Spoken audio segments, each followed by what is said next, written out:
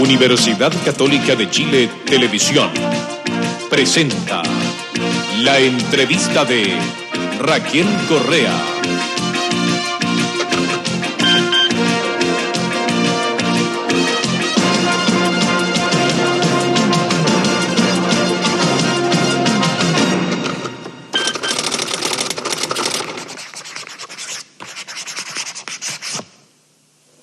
Muy buenas noches.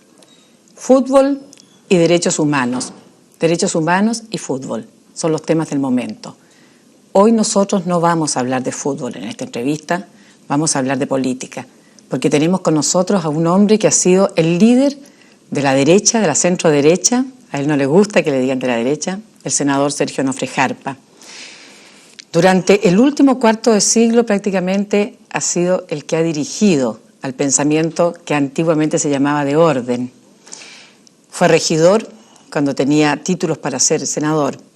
Fue senador por Santiago, ahora es senador por la 7ª Región Sur. Fue en este régimen embajador en 2 países y fue ministro del Interior del gobierno militar. Senador Jarpa, quiero saber cuál fue su sentir profundo cuando se enteró de los hallazgos de cadáveres en Pisagua. Realmente,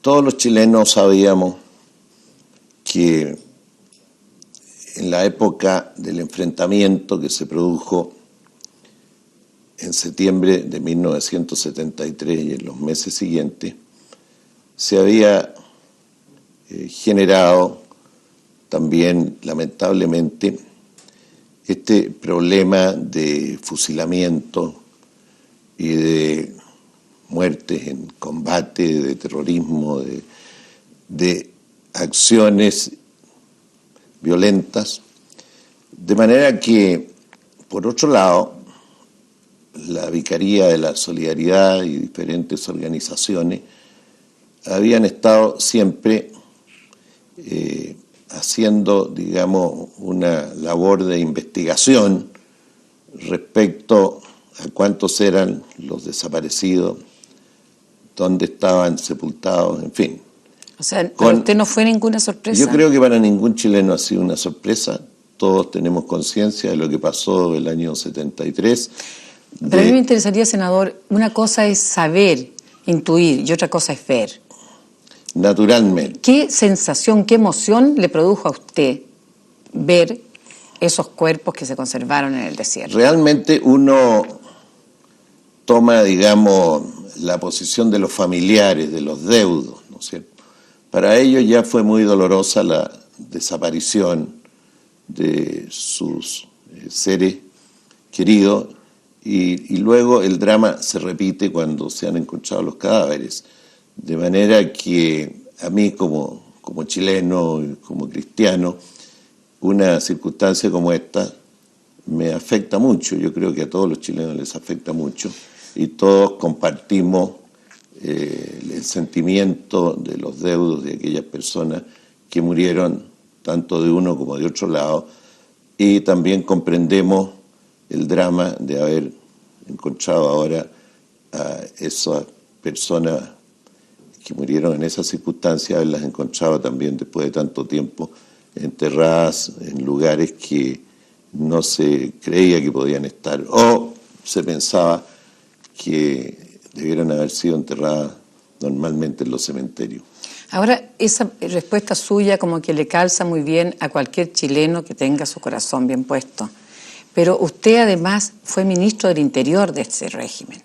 Entonces uno piensa, cuando usted aceptó ser ministro del Interior, ¿usted estaba informado de que habían ocurrido hechos como ejecuciones sin juicio, torturas? La información que teníamos todos los chilenos y que se dio en los diarios, en comunicados del Ejército o de otras instituciones de seguridad, ¿no?, era la que yo también tenía el año 83 cuando asumí el Ministerio del Interior. ¿Nunca se creó usted un problema de conciencia? ¿Nunca fue óbice para usted aceptar ese cargo a sabiendas de las cosas atroces que habían ocurrido? Yo creo que cuando hay problemas es también más compromiso aceptar la posibilidad de ir solucionando los problemas.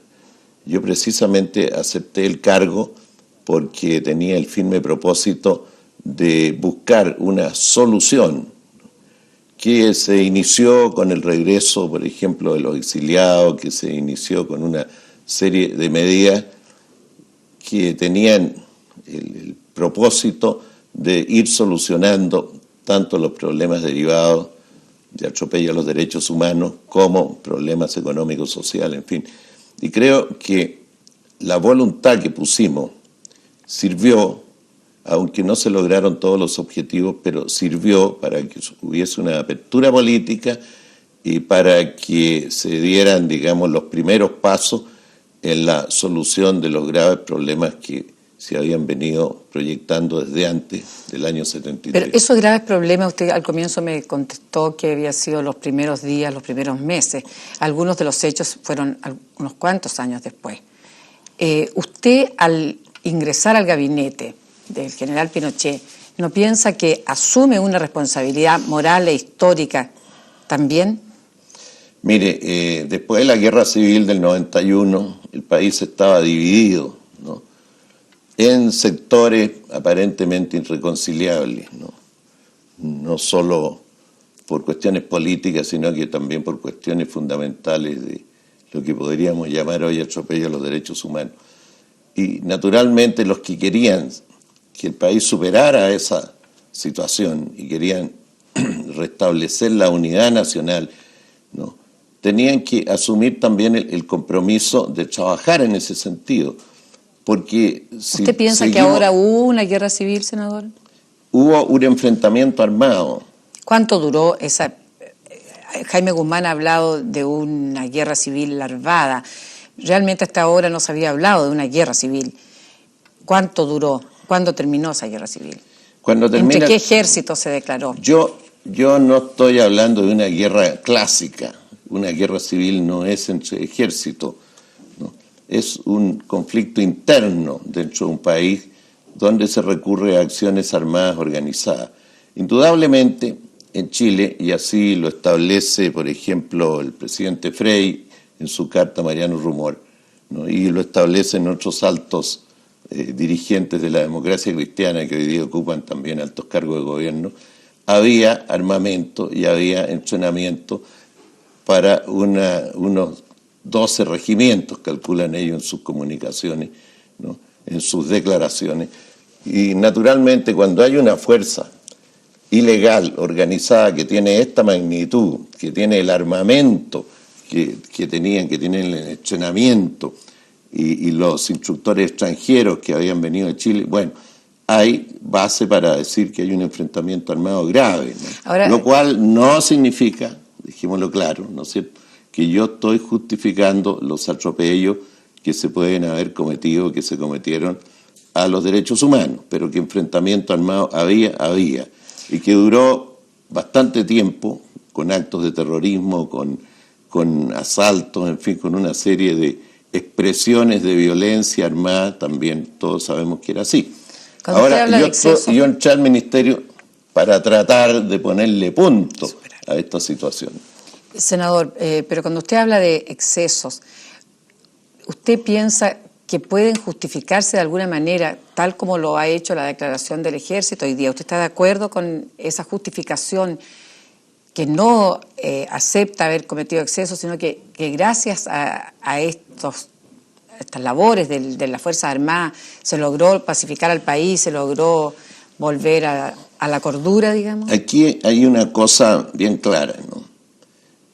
El país, el Congreso, la opinión pública le pidió a las Fuerzas Armadas que intervinieran. Segundo, había que enfrentar y desmontar esta Fuerza Armada ilegal creada al margen de la Constitución y de la ley. Bueno, ahora, eso me parece que queda claro en el comunicado del Ejército y es claro en la historia reciente de Chile también.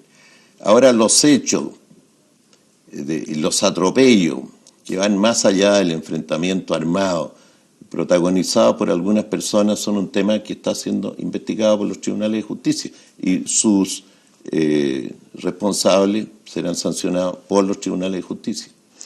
Ahora, Pisagua, ¿no es cierto?, se fusila y no se entregan los cadáveres a las personas. Se fusila, no sabemos si con un juicio, qué tipo de legalidad se empleó. Y usted hace unos días, el viernes pasado, dijo, el error que se cometió fue no entregar los cuerpos a los familiares. ¿Realmente, senador, usted piensa que ese fue el error? No, dije que fue un error. Ya. Un error. Puede haber habido otros errores. Todo eso lo vamos a saber cuando se termine la investigación. Yo no estoy justificando lo que ocurrió en Pisagua, que quede claro. No lo justifica. Yo no justifico porque no conozco los antecedentes, pero sí digo, sin conocer otros antecedentes, que los cuerpos de los muertos, de los fusilados, debieran haber sido entregados. Esa es una posición, digamos, cristiana que uno tiene más allá del conocimiento de los hechos que investiga la justicia. O sea, sepultar a las personas es más cristiano que respetar la vida humana. Yo no he dicho eso. No, yo se lo pregunto. Yo no quiero emitir un juicio porque no me corresponde. Perfecto. Sobre los hechos ocurridos. Voy a estar a lo que digan los tribunales de justicia. Pero hay algo que va más allá de la investigación de los tribunales de justicia porque ya es conocido. No se entregaron los restos de las personas muertas a sus familiares y eso me parece que es inaceptable. El cementerio es clandestino. Ahora, interesa un poco reflexionar sobre las responsabilidades que ha habido. El otro día, el arzobispo de Santiago, Monseñor Oviedo, decía que el general Pinochet, como comandante en jefe del ejército, tenía una responsabilidad por la verticalidad del mando. Hoy, la Conferencia Episcopal ha sacado otra declaración que dice que no se puede justificar lo injustificable. Yo quiero saber qué opina usted de esos juicios. Esto de la verticalidad del mando es una idea, ¿no es cierto?, que hay que analizarla con cuidado, porque en definitiva entonces el presidente de la República de un país termina siendo responsable de todo lo que ocurre en el país. Claro, hay una responsabilidad indirecta, ¿no es cierto? El presidente tiene que preocuparse de hacer lo mejor posible y si hay crisis en alguna manera afecta a su imagen y a su gobierno. Pero no se puede enjuiciar personalmente al presidente por hechos que no han sido cometidos por el presidente. Por lo tanto, repito, creo que las culpas no son de las instituciones ni de los jefes de las instituciones, sino que son de las personas. Y en ese sentido nosotros estamos en la idea de que debe haber una investigación y debe haber una sanción a las personas que aparezcan responsables. O sea, usted, senador, libera de toda responsabilidad al general Pinochet, a pesar de que hay generales involucrados, hay coroneles involucrados. Hay un principio, ¿no es cierto? Hay un principio en la justicia que mientras no se pruebe la culpabilidad de una persona, se le supone que no tiene esa culpabilidad. Nosotros no podemos emitir un juicio de culpabilidad contra ninguna persona. No, yo no digo culpabilidad, sino que responsabilidad, siempre ateniéndonos a aquello de la verticalidad del mando. Recuerdo cuando el general Mendoza, por ejemplo, a raíz del asesinato de 3 personas, presentó su renuncia como jefe de Carabineros. Él no lo había participado en ese hecho ni lo había ordenado, sin embargo... Y tampoco Carabineros parece que tampoco estaban, ¿no es cierto? Bueno, hasta a la luz de los antecedentes que se conocen, de manera que no sé por qué presentó el general Mendoza su renuncia, pero no creo que sea el caso tampoco. Sin tener necesariamente que ligarlo a esto, me gustaría, senador, si usted coincide con la opinión que dio el otro día el almirante en retiro ya, el almirante Merino, quien dijo que era un error del general Pinochet haberse mantenido en la comandancia en jefe del ejército. ¿Usted cree que es Bueno, el almirante Merino, a quien yo estimo mucho, debe considerar que el general Pinochet está asumiendo muchas molestias por haberse mantenido en la comandancia en jefe del ejército y muchos ataques. Y en ese sentido, por su mismo prestigio, yo creo que cualquiera le puede decir al general Pinochet, mire, hasta cuándo lo molestan o hasta cuándo sufre molestia y mejor que renuncie. Pero ¿No cree usted que es un elemento perturbador para la política, para el regreso a la democracia en el país? Yo he visto la posición del ejército, sobre todo en el comunicado de hoy, absolutamente moderada, constructiva, apegada a la Constitución. De manera que no veo que haya ninguna molestia. Ahora es una cuestión interna del ejército, ¿no es cierto?, si el general Pinochet va a seguir o no va a seguir. Es una decisión de él. Ahora, usted sigue... No sé si de él, yo creo que los generales... Bueno, según la Constitución. Con bastante franqueza también sobre el destino, digamos, y el mando de su institución.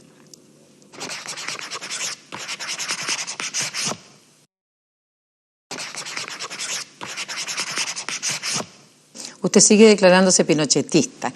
¿Qué sentido político tiene declararse pinochetista ahora? Mire, no tiene un sentido político inmediato, no es un aprovechamiento de ninguna situación, pero yo no soy de los que me arranco cuando el tiempo se pone malo. Yo tengo un sentido de la lealtad y yo vi, ¿no?, cómo se manejó el general Pinochet en el conflicto con Argentina. Y ahí sí que estamos hablando de economizarse miles y miles de muertos, sin renunciar a la soberanía de Chile en la zona austral. De manera que eso, ¿no?, y todo lo demás que se hizo para reconstruir el país, hay que tener yo diría la franqueza de valorizarlo, y no quedarse solamente a las críticas.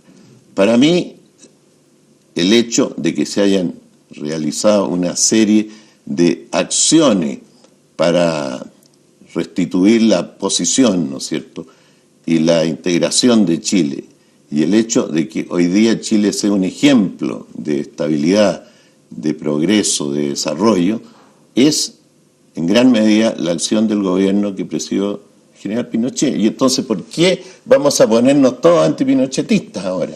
No, ¿Por qué yo le pregunto qué sentido político tiene. Le vamos a cargar todos los errores. Senador, y entonces, después de haber sido el hombre que salvaba a Chile, después entonces es el enemigo de Chile. Yo creo que aquí hay que ser mucho más leal con las ideas y con las personas.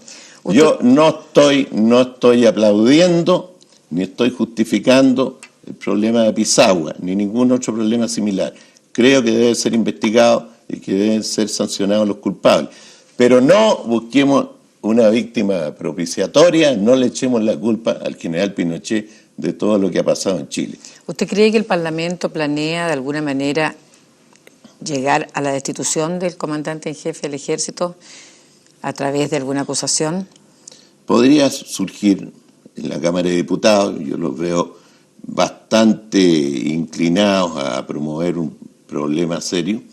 Ahora, espero que en definitiva haya más cordura en esto y más visión de futuro. Según el artículo 48 de la Constitución, basta con que 10 diputados pidan su acusación, eso se vota una mayoría. No menos de 10 y no más de 30. No más de 10, no menos de 10 ni más de 20. No de 20. Y eso pasa al Senado. El Senado, sí. Que podría llegar a suspenderlo con mayoría de los... El Senado tiene que actuar como jurado ahí. Exacto. Pero mire, aquí hay tres aspectos. Primero, el aspecto de los familiares, ¿no es cierto?, que deben ser satisfechos en distintas instancias, digamos. Debe hacerse justicia, debe también darle el apoyo moral y el apoyo económico que merece. ¿Pero qué justicia se puede hacer si ustedes no aceptan, es decir, exigen más bien el respeto a la ley de amnistía?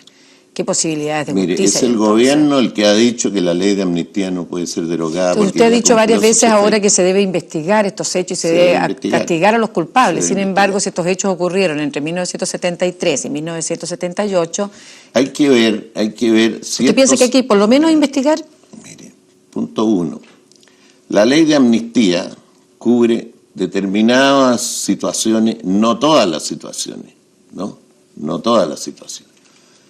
En segundo lugar, la ley de amnistía se refiere a hechos comprendidos en un periodo determinado. Claro. Entonces, hay que investigar cuándo ocurrieron los hechos, hay que investigar si esos hechos están cubiertos por la ley de amnistía o no están cubiertos por la ley de amnistía. En todo caso, investigar primero, ese es el primer paso. Yo estoy de acuerdo en que se investigue. Perfecto. Senador, yo lo quiero cambiar de tema para aprovechar los últimos minutos en hablar cosas políticas de su partido que no me lo van a perdonar nadie. Es que hagamos un resumen. Primero, bueno, aquí hay el problema de los deudos que deben ser considerados, deben ser considerados.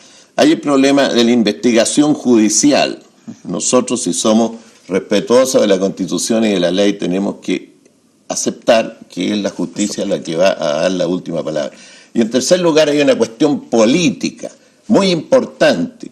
Aquí hay gente que está tratando de usar este problema para volver al enfrentamiento político. Y yo creo que todos los chilenos y el gobierno tienen que elegir, o queremos estabilidad o queremos enfrentamiento. Yo creo que el país necesita estabilidad para seguir creciendo, para seguir desarrollando, para seguir solucionando problemas. Ya.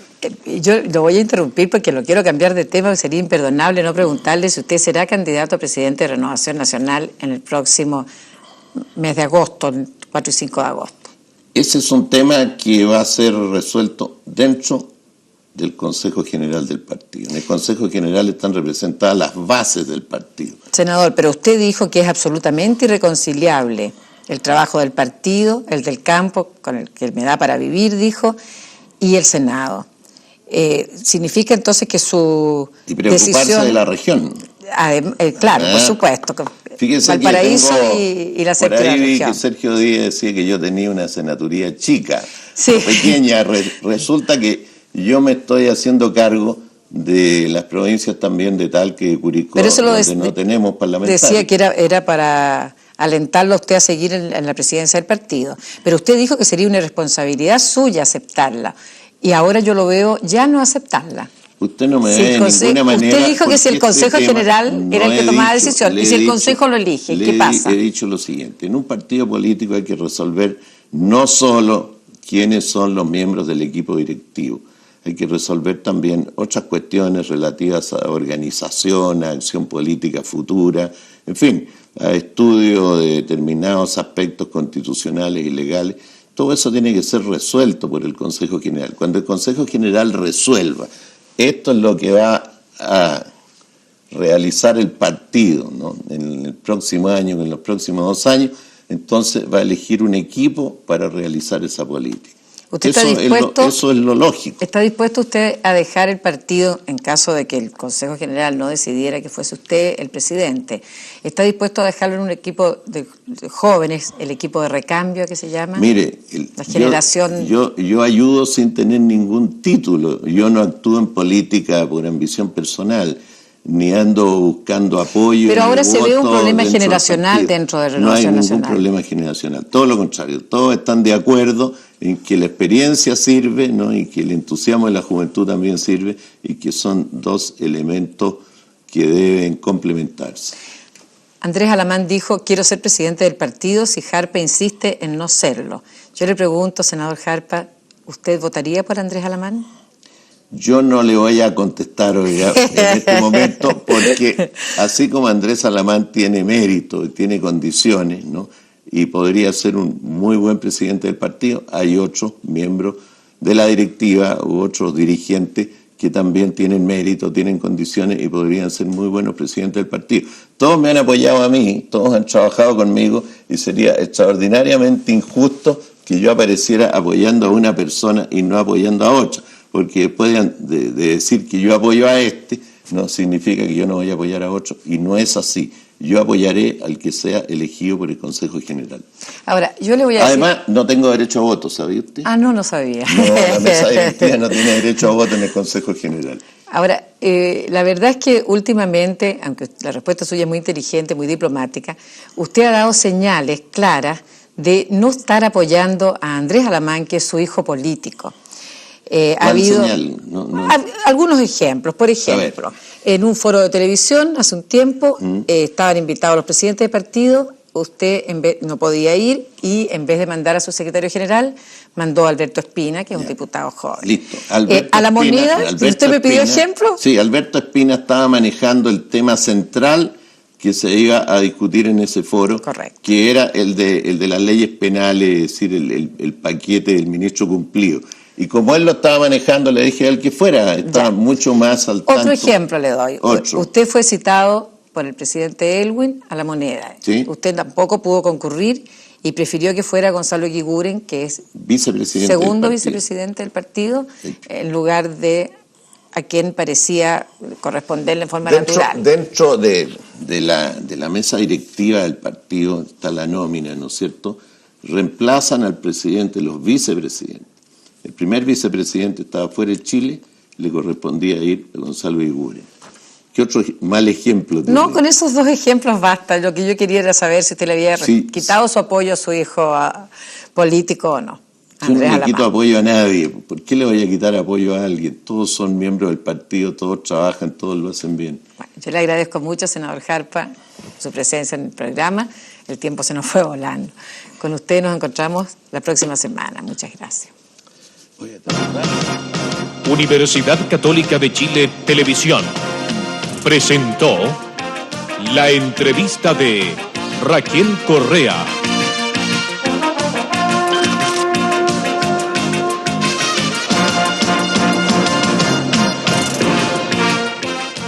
Luego presentaremos lo mejor del Mundial.